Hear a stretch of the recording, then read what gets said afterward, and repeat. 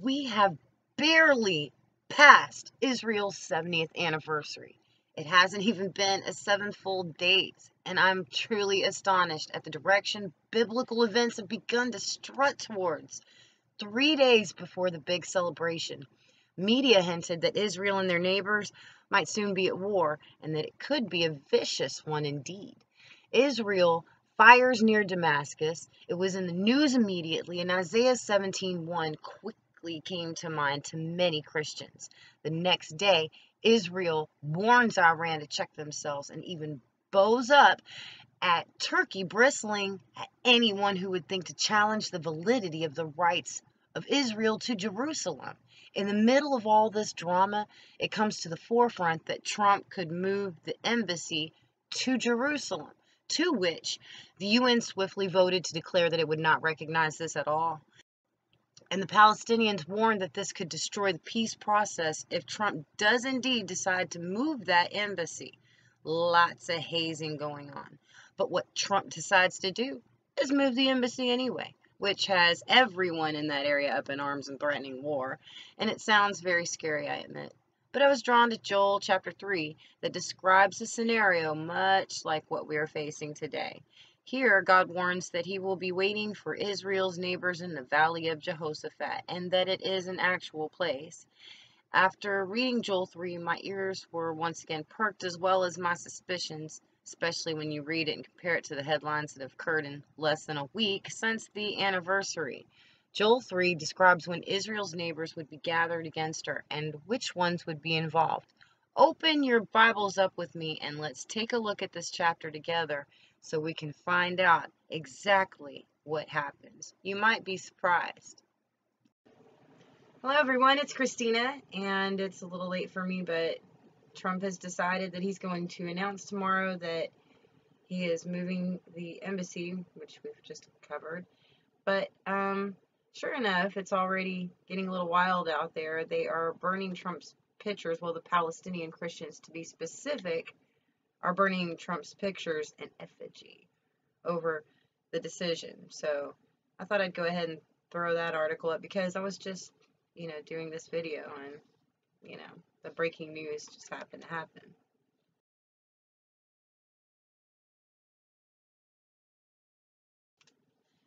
Now we can go ahead and do what we were going to do, and that is go to Joel chapter 3, and we are going to start at verse 1. For behold, in those days and in that time, when I shall bring again the captivity of Judah and Jerusalem, which is, kind of what's, starting to, really coming to focus, manifest really. And God talks for a few verses about some of the errors that he has seen and how he's going to do the same to the people that have done it to the people of Israel. Then we jump down to verse 9 where it says some really eerie things, right? Proclaim ye this among the Gentiles, prepare war, which, everybody's already saying, we're about to go to war over this. And the Bible's saying, prepare war, wake up the mighty men. Let all the men of war draw near.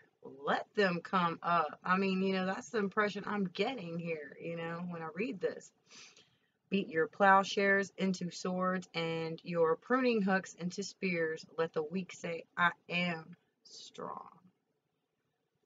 And I am is like all italicized, Assemble yourselves and come, all ye heathen, and gather yourselves together round about. Thither cause thy mighty ones to come down, O Lord. Let the heathen be wakened, and come up to the valley of Jehoshaphat. For there will I sit to judge all the heathen round about. Which, kind of paints that picture that they're gathered round about, right? Put ye in the sickle, for the harvest is ripe. And that's usually talking about blood running, about to run. Come, get you down, for the press is full, the fats overflow, for their wickedness is great. Multitudes, multitudes in the valley of decision, for the day of the Lord is near in the valley of decision. And to me, You know, when it said next, the sun and the moon shall be darkened and the stars shall withdraw their shining, I was like, they can't be about to move it right now, because it's still a couple of years away till, I believe, this event, the sun going dark, because, you know, the temple has to be rebuilt. I was like, that's still got to be a couple of years away. And, you know, sure enough, Trump is saying, it's going to be a few years, it's going to be planning, but we're doing this, you know? So I'm like, all right, okay. So, you know, I know that right now we can't really get locked into like really cemented timelines trying to guess or whatever, but you know, I have my own opinion, you know, as to what the tracks are and what's going on, you know. Um, and so far I think I've been right. So, you know, that just made a lot of sense to me, that whenever Joel 3 this does happen, it's gonna be the minute that they actually do move it. But the Bible tells us pretty clearly what will happen to the people when this actually does happen. So, you know, we know that this is in the works.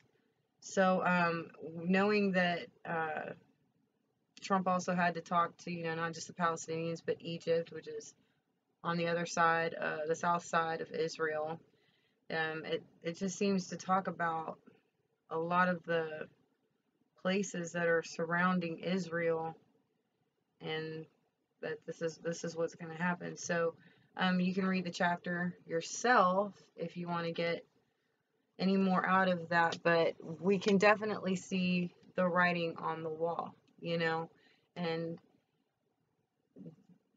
you know, just knowing that, yeah, Trump does plan on taking a couple of years, and this is part of what happens. So I think that what we're going to end up seeing is the prophecies unraveling faster and faster, and I think towards, as it gets like closer to, you know, the war, that it's going to get, some of these things might happen on top of each other, you know.